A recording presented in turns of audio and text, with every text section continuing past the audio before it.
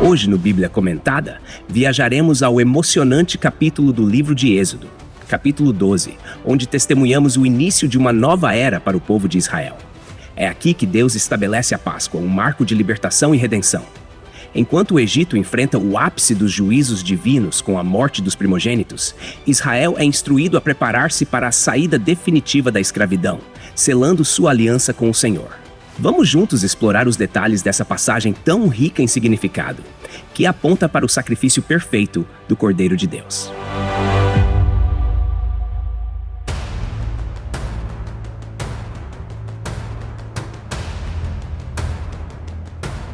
No Bíblia Comentada de hoje, vamos mergulhar em Êxodo capítulo 12, dos versículos 1 ao 14.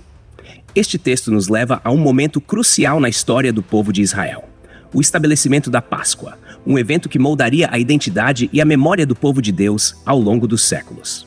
Aqui, vemos o Senhor dando instruções específicas a Moisés e Arão, com detalhes que demonstram tanto a soberania divina quanto o profundo cuidado de Deus pelo seu povo. O capítulo começa com Deus redefinindo o calendário de Israel. Ele declara que aquele mês será o principal, o primeiro mês do ano para eles. É interessante notar como Deus não apenas liberta Israel da escravidão, mas também lhes dá uma nova maneira de contar o tempo, um novo início. Este é um simbolismo poderoso de como a redenção em Deus transforma toda a nossa perspectiva, inclusive a maneira como vemos o nosso passado, presente e futuro. Esse mês, chamado de Abib ou Nisan, marca a primavera na região e traz consigo o simbolismo de renovação e vida nova. Nos versículos seguintes, Deus instrui que no 10º dia do mês cada família deveria separar um cordeiro ou cabrito, sem defeito, macho, com 1 ano de idade. Essa especificação é carregada de simbolismo. O cordeiro sem defeito representa a pureza e a perfeição exigidas para que ele pudesse servir como substituto no sacrifício. É impossível não enxergar aqui uma prefiguração clara de Cristo, o Cordeiro de Deus, que tira o pecado do mundo, como é declarado no Evangelho de João, capítulo 1, versículo 29. Cada família deveria estar preparada para comer o cordeiro no 14º dia, ao entardecer. E caso a família fosse pequena demais para consumir um cordeiro inteiro, deveria se juntar a outra família próxima. Essa instrução prática destaca o senso de comunidade e cuidado mútuo que Deus deseja para o seu povo. Aqui aprendemos que a redenção não é uma experiência isolada, mas algo para ser vivido em comunidade. Um detalhe fascinante aparece no versículo 7. O sangue do cordeiro deveria ser passado nas ombreiras e na verga superior das portas das casas onde eles comeriam. Esse ato de marcar as portas com sangue seria um sinal para que o anjo destruidor, enviado para executar o juízo de Deus sobre os primogênitos do Egito, poupasse aquelas casas. É uma demonstração clara de que a proteção e a salvação vêm por meio do sangue. Assim como o sangue do Cordeiro protegeu Israel naquela noite, o sangue de Cristo nos protege da condenação eterna. Deus também instruiu como o Cordeiro deveria ser preparado e consumido. Ele deveria ser assado no fogo, inteiro, com cabeça, pernas e vísceras. Nada poderia ser cozido em água ou comido cru. Além disso, o povo deveria comer com pão sem fermento e ervas amargas. Cada elemento dessa refeição carrega um simbolismo profundo. O cordeiro assado no fogo reflete o juízo de Deus sendo consumado. O pão sem fermento aponta para a urgência da partida, pois não haveria tempo para a massa fermentar. E as ervas amargas simbolizam a amarga escravidão no Egito. O próprio ato de comer com pressa, vestidos e com sandálias nos pés, segurando o cajado, indica uma prontidão para obedecer e seguir o chamado de Deus.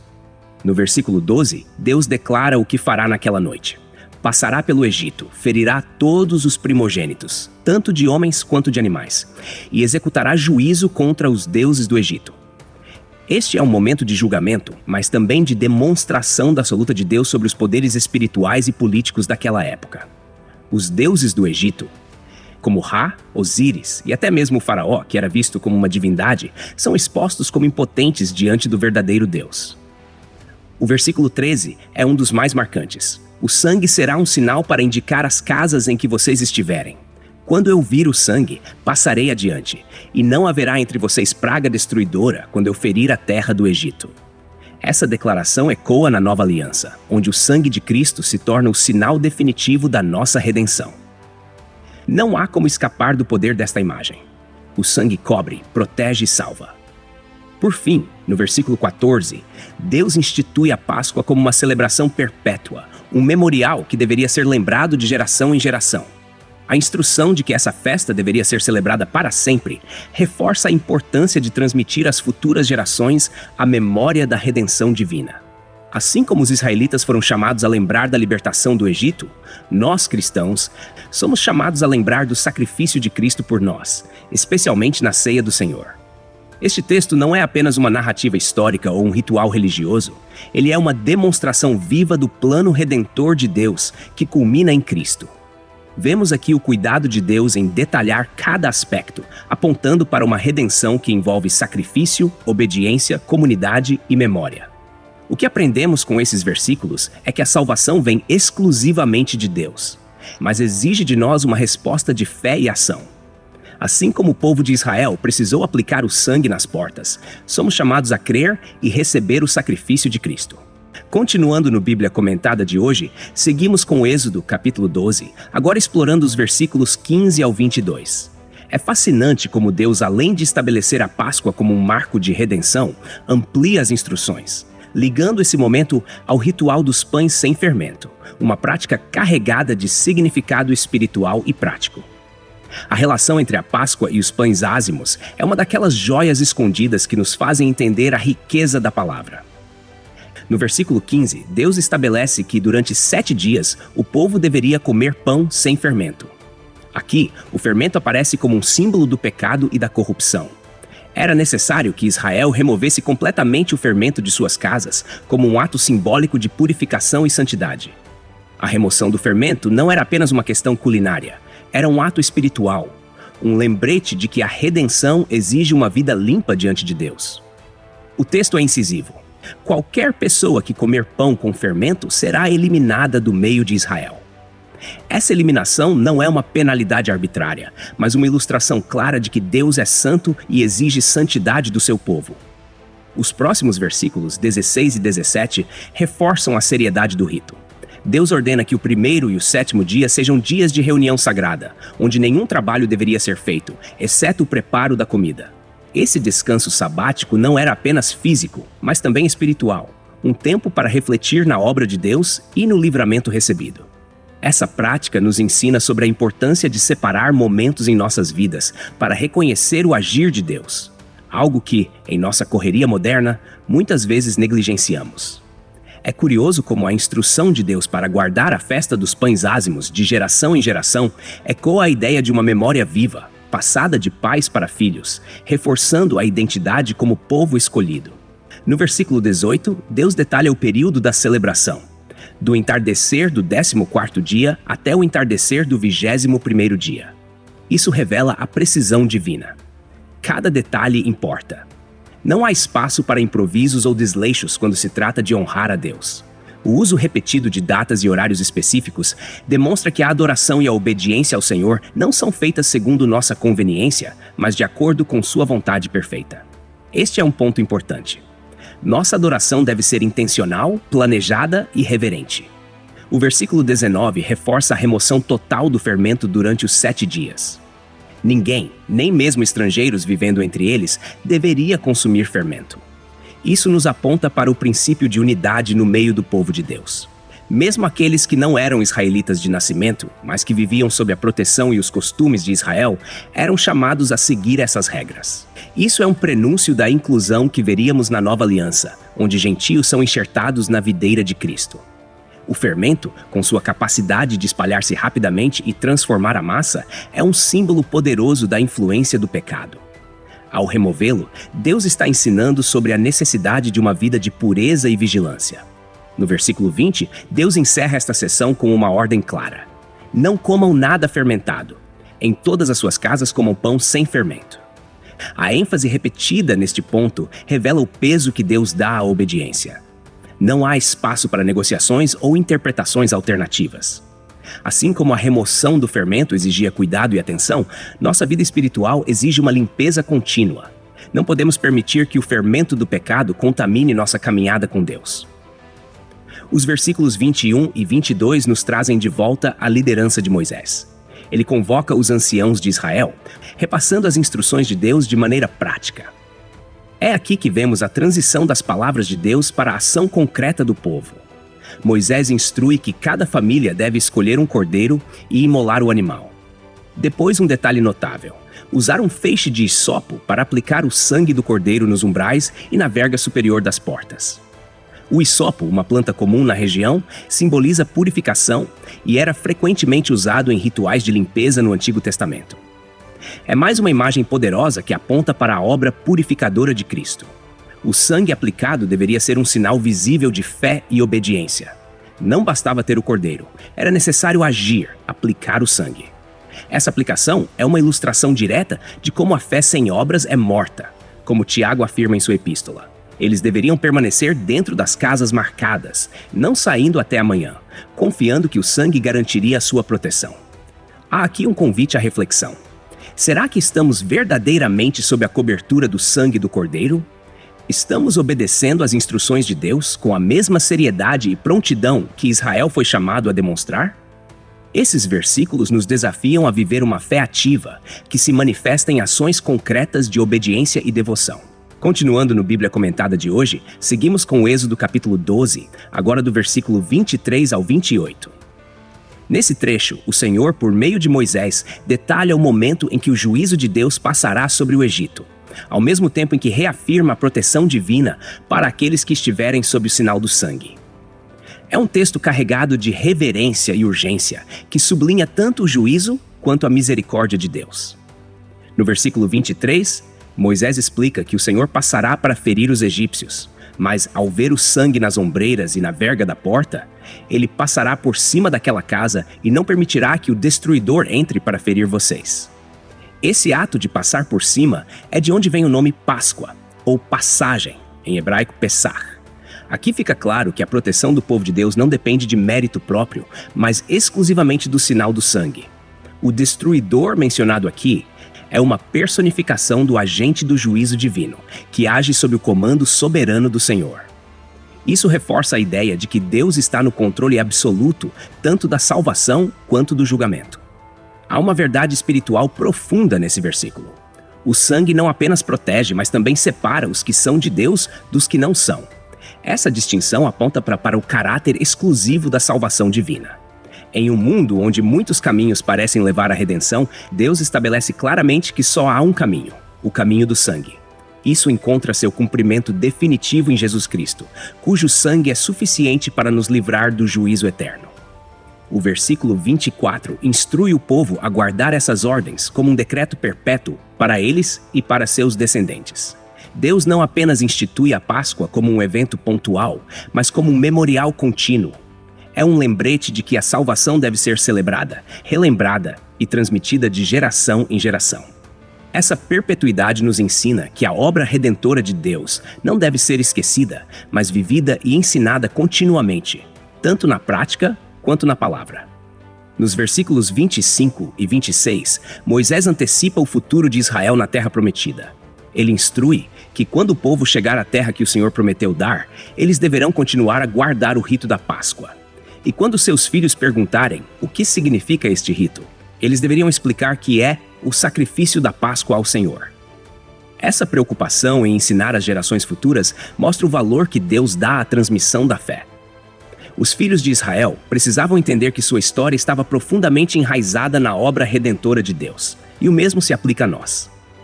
A cada geração temos a responsabilidade de explicar, ensinar e viver de maneira que as pessoas ao nosso redor reconheçam o poder e a graça de Deus. A resposta que o povo deveria dar aos seus filhos, no versículo 27, não é apenas uma explicação teórica, mas uma proclamação viva da intervenção de Deus. O Senhor passou por cima das casas dos filhos de Israel no Egito, quando feriu os egípcios e livrou as nossas casas. Esse testemunho conecta a memória da libertação ao caráter fiel de Deus. Ao contar essa história, o povo reafirma a soberania do Senhor e sua misericórdia em resgatá-los. A narrativa é poderosa porque transforma um rito em uma celebração viva da fidelidade divina. Deus quer que seu povo nunca perca de vista que ele é tanto o Deus do juízo quanto o Deus da salvação. A reação imediata do povo ao ouvir essas instruções é marcante. No final do versículo 27, lemos que o povo se inclinou e adorou. Esse gesto de adoração reflete uma profunda reverência e gratidão. Eles reconhecem que a salvação vem exclusivamente de Deus, e isso os leva a uma resposta espontânea de louvor. Essa cena nos lembra que a verdadeira compreensão da obra redentora de Deus sempre resulta em adoração. Quando reconhecemos a profundidade da graça divina, a única resposta adequada é nos inclinarmos em humildade diante dele. Por fim, no versículo 28, lemos que os filhos de Israel saíram e fizeram exatamente como o Senhor havia ordenado a Moisés e Arão. Esse versículo pode parecer simples, mas traz uma lição poderosa: obediência completa. O povo não questionou, não adiou, não reinterpretou as ordens de Deus. Eles simplesmente obedeceram. Essa obediência é um reflexo da fé genuína. Crer em Deus não é apenas concordar intelectualmente com suas palavras, mas agir de acordo com elas. Essa sequência nos ensina que a salvação não é apenas um evento para ser celebrado, mas uma experiência que transforma nossa adoração, nossa obediência e nosso testemunho. O povo de Israel não apenas ouviu as palavras de Deus, eles responderam com reverência, fé e ação. A pergunta que fica é: será que estamos vivendo nossa fé com o mesmo comprometimento, reconhecendo o que o sangue do Cordeiro fez por nós e compartilhando essa mensagem com as gerações ao nosso redor? Seguindo no Bíblia Comentada de hoje, avançamos em Êxodo capítulo 12, nos versículos 29 ao 36. Chegamos ao clímax dessa narrativa cheia de tensão e esperança, quando o juízo de Deus é derramado sobre o Egito e, simultaneamente, a libertação do povo de Israel se concretiza. Esse momento é carregado de significados, mostrando a justiça de Deus contra a opressão e sua fidelidade em cumprir suas promessas. No versículo 29, o texto nos coloca exatamente na meia-noite, o momento exato em que o Senhor executa o seu juízo sobre o Egito. Todos os primogênitos, desde o filho do faraó até o filho do prisioneiro na masmorra, bem como os primogênitos dos animais, foram mortos. É impossível ler esse versículo sem sentir o peso do que estava acontecendo. Cada lar egípcio foi atingido por essa tragédia, um juízo severo e imparável que demonstrava o poder de Deus sobre toda a terra, desde os governantes mais elevados até os mais humildes. Aqui vemos como Deus desafia diretamente o orgulho de Faraó, que se recusava a reconhecer a soberania do Senhor, e também expõe a inutilidade dos deuses do Egito. O texto diz que a praga atingiu até os primogênitos dos animais. Isso é significativo porque no Egito Antigo os animais também eram venerados, muitos deles associados a divindades. Essa ação de Deus é uma afronta direta às crenças e estruturas religiosas do Egito, demonstrando que o Senhor é o único Deus verdadeiro. Ele não apenas redime o seu povo, mas também humilha os ídolos que escravizavam espiritualmente os egípcios. No versículo 30, vemos a reação devastadora. Faraó, seus oficiais e todo o Egito levantaram-se de madrugada, e houve grande clamor no Egito, pois não havia casa onde não houvesse um morto. Esse lamento coletivo é uma das descrições mais dramáticas e sombrias da Bíblia. É impossível não imaginar o caos, o choro, o desespero que tomou conta daquela nação. Esse grande clamor não é apenas o reflexo da dor humana, mas também a evidência de que o juízo de Deus é inescapável. O faraó, que tantas vezes endureceu o coração, agora experimenta pessoalmente a devastação que ele mesmo provocou ao resistir ao Senhor. No versículo 31, finalmente vemos o coração de Faraó cedendo. Ele chama Moisés e Arão ainda de noite e ordena que os filhos de Israel saiam imediatamente, com todos os seus bens e rebanhos, conforme haviam pedido. A autoridade que antes Faraó tanto tentou impor, negando-se a libertar o povo, é agora completamente anulada. Ele não apenas permite que eles saiam, mas também pede que eles abençoem o Egito em sua partida. Este pedido de bênção é um reconhecimento tácito da superioridade do Deus de Israel. O faraó, que antes se dizia uma divindade, agora se curva diante do poder de Deus. Os versículos 32 e 33 mostram que não apenas Faraó, mas todo o Egito está pressionando os israelitas a partirem. Eles imploram para que saiam o mais depressa possível, com medo de que todos morram. A urgência que vemos aqui contrasta com a resistência inicial do Egito. O povo percebe que enfrentar o Senhor traz consequências fatais e está disposto a fazer qualquer coisa para se livrar de sua ira. No versículo 34, os filhos de Israel seguem a ordem do Senhor com prontidão. Eles tomam a massa sem fermento, ainda não levedada, e a enrolam em panos, carregando-a nos ombros. Essa imagem é tão rica em significado. é um povo que parte apressadamente, carregando consigo não apenas o pão, mas também a memória viva de sua libertação. O pão sem fermento não é apenas um alimento prático para a viagem, mas também um memorial visível do livramento de Deus. Até hoje, o pão ázimo é um elemento central na celebração da Páscoa judaica, uma lembrança da noite em que Deus resgatou o seu povo com mão poderosa. No versículo 35, vemos que os filhos de Israel fizeram exatamente como Moisés havia instruído. Pediram aos egípcios objetos de prata, ouro e roupas. Essa requisição não era um ato de roubo, mas sim uma reparação divina por séculos de escravidão e trabalho forçado. Deus já havia prometido a Abraão, em Gênesis capítulo 15, versículo 14, que o povo sairia do Egito com grande riqueza. Esse ato não era apenas uma compensação material, mas também um sinal de que Deus cumpre suas promessas até os mínimos detalhes. O versículo 36 revela o favor sobrenatural de Deus sobre Israel. O Senhor fez com que os egípcios tivessem boa vontade para com o povo e lhes deram o que pediam. Assim, despojaram os egípcios. Essa boa vontade é quase inexplicável do ponto de vista humano. O Egito, que acabara de sofrer tamanha tragédia, ainda entrega de bom grado suas riquezas ao povo que está partindo. Isso só pode ser entendido como uma intervenção direta de Deus, que não apenas liberta, mas também honra o seu povo. Essas riquezas não eram para ostentação, mas seriam usadas posteriormente para a construção do tabernáculo, o lugar onde Deus habitaria no meio do seu povo. Esse despojo é um lembrete poderoso de que quando Deus intervém em favor do seu povo, Ele não apenas os salva, mas também os equipa para o futuro. Essa parte da narrativa nos desafia a confiar na provisão de Deus, que vai além do que pedimos ou imaginamos. A pressa dos israelitas, o clamor dos egípcios e o despojo das riquezas criam um contraste dramático. De um lado, o juízo de Deus destrói e abate. Do outro, sua graça restaura, liberta e provê. É impossível não sentir o peso e a glória desse momento. O Egito está quebrado, mas Israel está prestes a iniciar uma nova jornada, marcada pelo livramento de Deus. Seguindo no Bíblia Comentada, continuamos nossa jornada por Êxodo capítulo 12, agora explorando os versículos 37 ao 44. Nesta parte, acompanhamos a saída do povo de Israel do Egito, o tão esperado momento da libertação. Este trecho não apenas narra a movimentação do povo, mas também nos oferece detalhes preciosos sobre a magnitude do evento e sobre como Deus estava conduzindo tudo com soberania. No versículo 37, lemos que os filhos de Israel partiram de Ramessés para Sucote. Aqui é interessante notar que Ramessés era uma das cidades que os israelitas foram forçados a construir como escravos, mencionada em Êxodo capítulo 1, versículo 11. Eles estavam saindo do lugar onde sofreram opressão, dando início a uma jornada em direção à liberdade prometida. O texto menciona que cerca de 600 mil homens, sem contar mulheres e crianças, partiram. Quando incluímos as mulheres e as crianças, além de outros grupos, estima-se que o total possa ter chegado a 2 ou 3 milhões de pessoas. Esse número impressionante nos lembra da fidelidade de Deus à promessa feita a Abraão, de que seus descendentes seriam como as estrelas do céu e a areia da praia. No versículo 38, somos informados de que também saiu com eles uma grande multidão de estrangeiros, além de rebanhos e muito gado.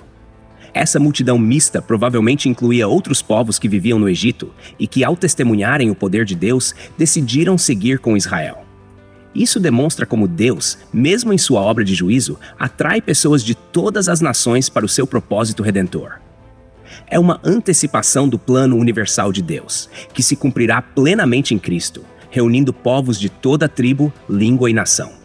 Os versículos 39 e 40 destacam o aspecto prático da saída. Eles assaram bolos de massa sem fermento porque não havia tempo para que a massa fermentasse. A urgência da partida não lhes permitiu preparar provisões elaboradas, e isso reforça o tema da dependência de Deus.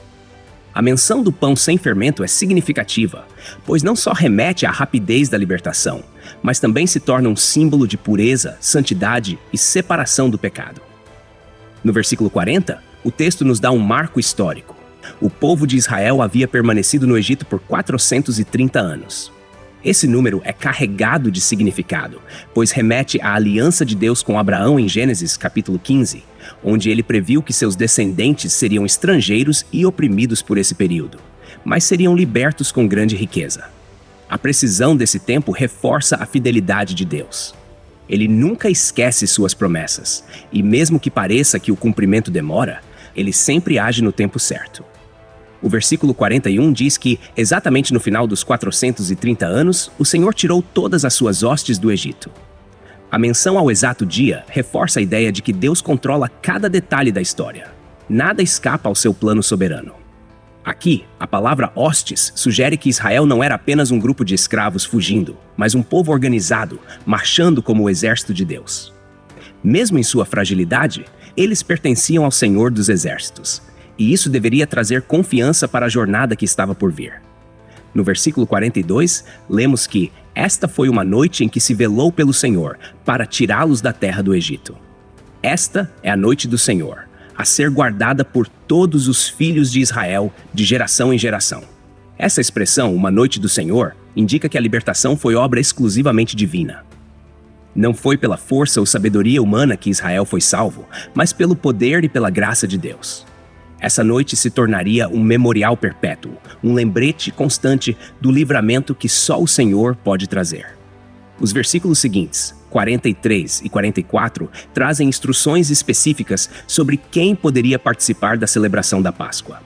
O Senhor ordena que nenhum estrangeiro poderia comer do cordeiro pascal, mas todo escravo comprado por dinheiro, após ser circuncidado, poderia participar. Essas instruções parecem detalhadas demais, mas refletem a santidade da Páscoa.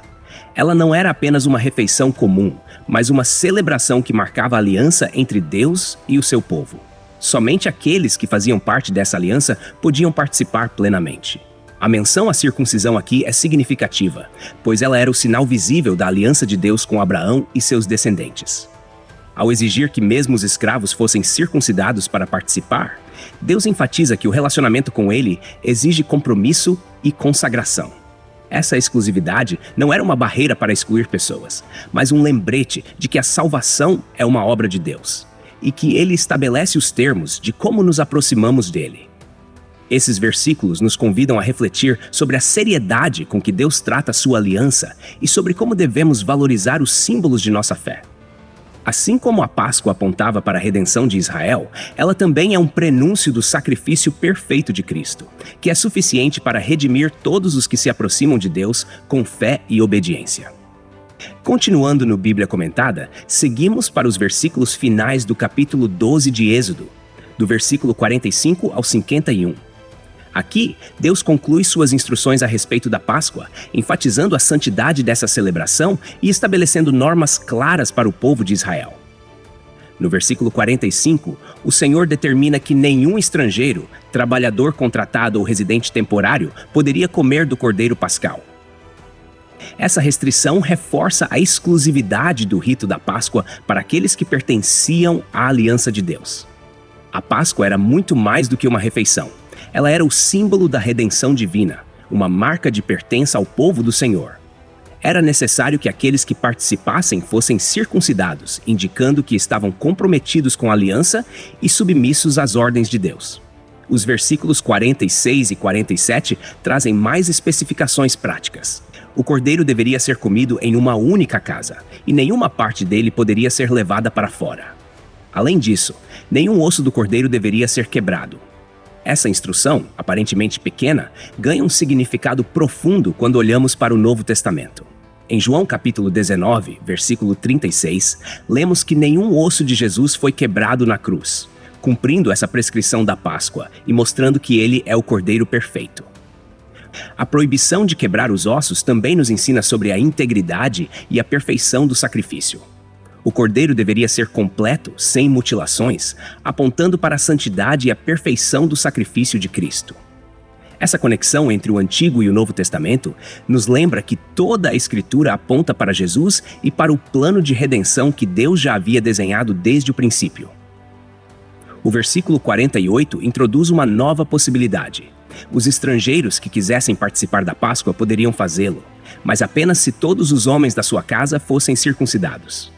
Aqui vemos a graça de Deus se manifestando ao permitir que aqueles de fora do povo de Israel se unissem à aliança mediante a obediência. Isso é uma antecipação do que aconteceria na nova aliança, em que todos, judeus e gentios, são convidados a participar da salvação por meio de Cristo. Contudo, mesmo essa inclusão exigia um compromisso sério com Deus. Participar da Páscoa significava mais do que comer uma refeição. Era um ato de fé, um sinal de submissão e obediência ao Senhor. No versículo 49, Deus enfatiza que a mesma lei se aplica tanto ao natural da terra quanto ao estrangeiro que se unir ao povo. Essa igualdade diante da lei é um princípio fundamental do caráter de Deus. Ele não faz acepção de pessoas, mas exige obediência e fidelidade de todos que o servem. Esse princípio continua sendo um chamado para nós, que somos parte do corpo de Cristo. Não há distinção entre aqueles que estão em Cristo, pois todos são igualmente chamados a viver segundo os padrões de Deus.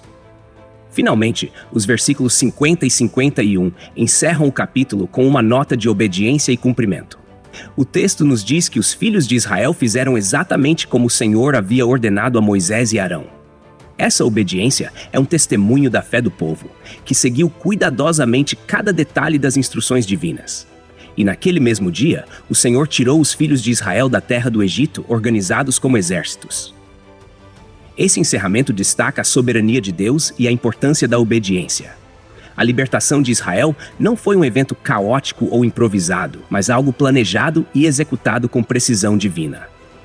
Cada detalhe das instruções de Deus tinha um propósito, e o povo, ao obedecer, experimentou a fidelidade do Senhor em ação.